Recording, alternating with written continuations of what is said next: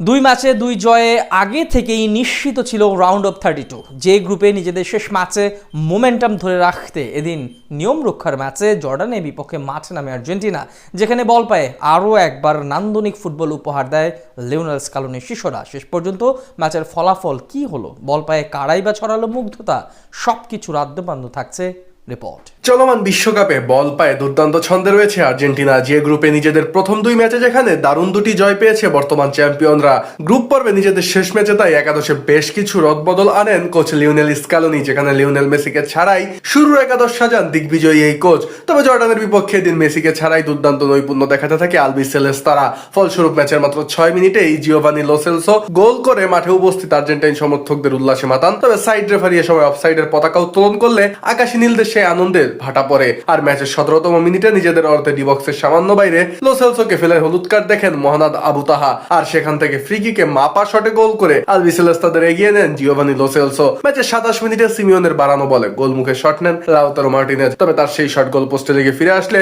ফিরতি বলে হেড নেন মার্কোস সেনেসি। যদিও গোলরক্ষক কিয়াজি দাবুল আয়লার দুরন্ত সেভে এ যাত্রায় বেঁচে যায় জর্ডান। তবে এ সময় ডি বক্সের ভিতর সেনেসির মুখে বুট দিয়ে আঘাত করে বসেন জর্ডানের অধিনায়ক এহসান হাদ্দাদ। আর ভিআরে চেক করার পর এ সময় আর্জেন্টিনার অনুকূলে পেনাল্টি সিদ্ধান্ত দেন রেফারি।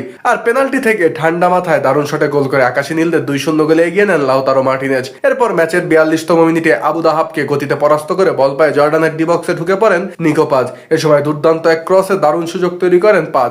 তবে জায়গা মতো সতীর্থ কোনো ফুটবলার না থাকায় গোল বঞ্চিত হয় আকাশী নীলরা। এরপর দুই দল আরো কিছু সুযোগ তৈরি করলেও গোলের দেখা পায় না কেউই। ফলে 2-0 গোলের লিড নিয়ে বিরতিতে যায় আর্জেন্টিনা।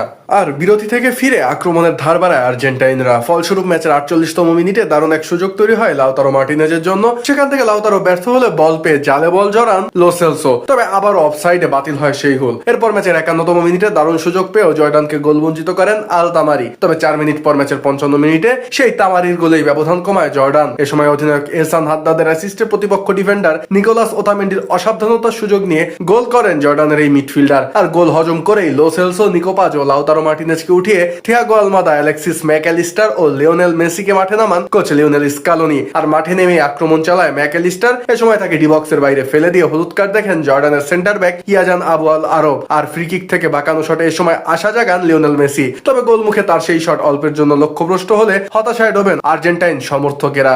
তবে ম্যাচের 80 মিনিটে সব হতাশা দূর করে দিয়ে বাপায়ের জাদুকরী ফ্রি কিকে গোল করে আর্জেন্টিনাকে 3-1 গোলে এগিয়ে নেন মেসি। এরপর ম্যাচে আর কোনো গোল না হলে জয় নিয়েই মাঠ ছাড়ে আলবিসেলেস্তারা। ফলে 3 ম্যাচে 3 জয়ে পূর্ণ 9 পয়েন্ট নিয়ে গ্রুপ চ্যাম্পিয়ন হয়েই রাউন্ড অফ 32-তে ওঠে স্কালোনির শিষ্যরা।